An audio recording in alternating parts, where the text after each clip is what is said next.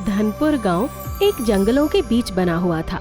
वहाँ के लोग काफी गरीब थे, लेकिन कहा जाता है कि वहाँ सालों पहले बहुत अमीर साम्राज्य हुआ करता था, जिसके चलते बहुत सी अफवाहें फैली हुई थी। एक दिन खेत में कुछ मजदूर काम कर रहे थे। खुदाई करते करते उन्हें कुछ हीरे दिखाई देते हैं। अरे भैया, खेत में हीरे कहाँ से निकल आए? हम तो यहाँ पर फसल उगाने की तैयारी कर रहे थे, अचानक ये हीरे। अरे क्या तुम नहीं जानते कि हमारे पूर्वज बहुत अमीर हुआ करते थे और यहाँ सालों पहले बहुत धन और दौलत थी।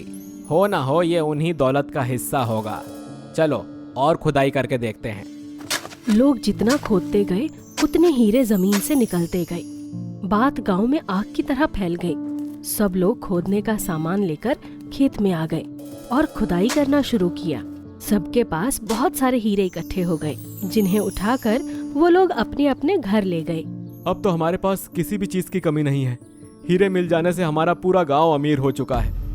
फिर अगली सुबह एक गांव वाला रो रहा था।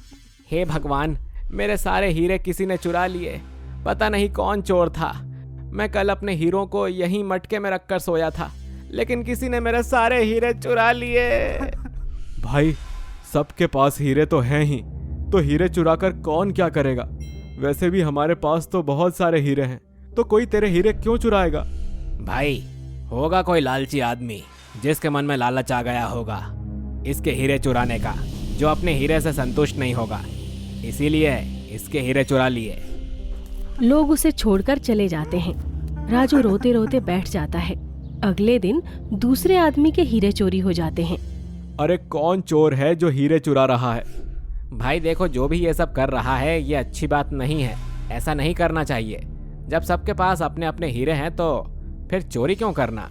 अगली रात सुमन को अपने घर में किसी के घुसने की आहट होती है। उसकी आंखें खुल जाती हैं।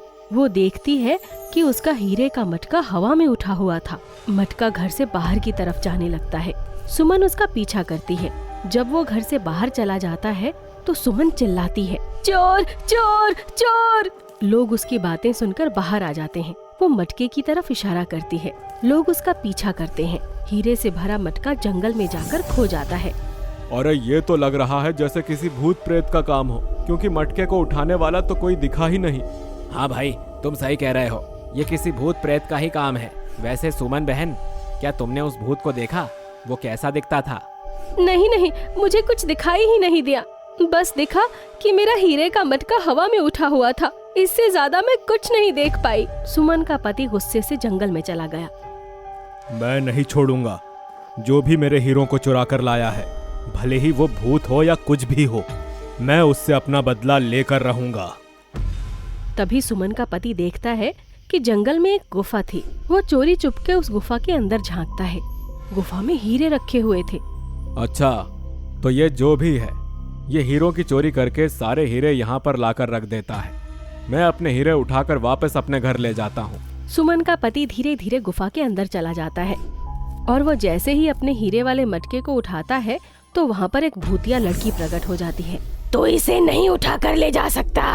ये हीरे मेरे हैं। मैं किसी को अपने हीरे लेकर नहीं जाने दूंगी। तू मुझे ऐसे नहीं रोक सकती। मैं अपने हीरे को लेकर जाऊंगा।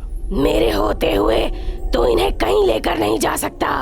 मैं तुझे आखिरी बार समझा रही हूँ। मेरे हीरे यहीं छोड़ दे। मैं अपने हीरे छोड़कर वापस कहीं नहीं जाऊंगा।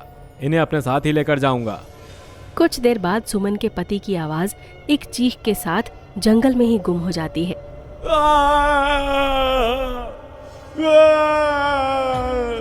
धीरे धीरे सभी गांव वालों के हीरे चोरी हो जाते हैं। कोई कुछ नहीं कर पाया।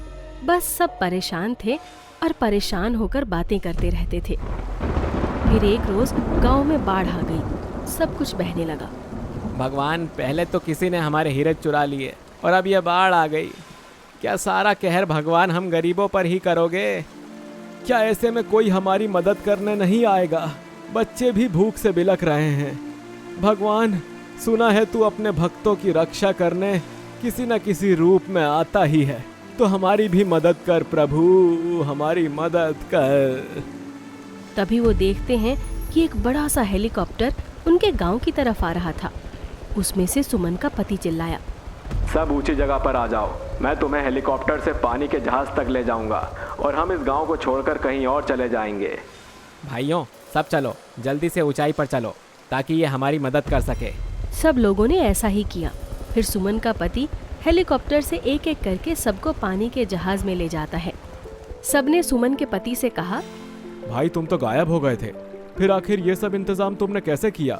आज सिर्फ तुम्हारी वजह से हम सबकी जान बच पाई है, पर आखिर तुम कहाँ चले गए थे? कुछ तो बताओ।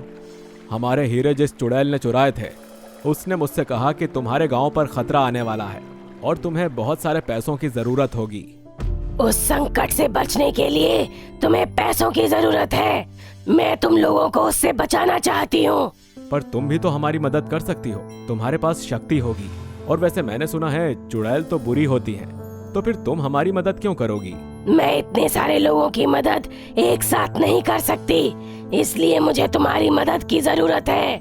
और सभी चुड़ैल बुरी नहीं होती। फिर वही मुझे उड़ाकर शहर ले गई और वहाँ पर मैंने ये सब इंतजाम किया।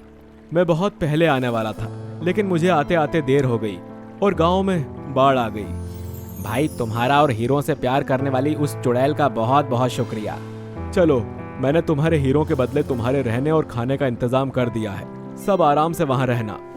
गांव वाले शहर आ जाते हैं और अपने सुंदर सुंदर घरों को देखकर बोलते हैं, भाई हम तो सोच रहे थे कि चुड़ैल ने हमारे हीरों को चुराकर हमसे धोखा किया है, पर ये तो बहुत अच्छी चुड़ैल थी जिसने हीरे से प्यार सिर्फ हमारी मदद करने के लिए किया था। भाई हम लोग जिसे चोर समझकर गलत समझ रहे थे, वो तो हमारे लिए फरिश्ता निकली। हाँ, उस चुड़ैल को हीरो से तो प्यार था, लेकिन तुम्हारी जान से भी प्यार था। हीरो को प्यार करने वाली चुड़ैल दिल की अच्छी थी, इसीलिए उसने हीरे देकर हमारी जान बचा ली। फिर सब लोग शहर में खुशी खुशी रहने लगे और फिर अपनी हीरे से प्यार करने वाली चुड़ैल की दिन रात सेवा करने लगे। हे हमारी हीरे से प्यार करने वाली चुड़ैल, ये हमारा जीवन सिर्फ आपकी वजह से है। आप नहीं होती तो हम सब जिंदा नहीं होते। आप भगवान का भेजा हुआ वरदान हो हमारे लिए। हीरे से प्यार करने वाली चुड़ैल लोगों के मुंह से अपनी तारीफ और उनके मन में अपने लिए प्यार देखकर मुस्कुराती है और गायब हो जाती है।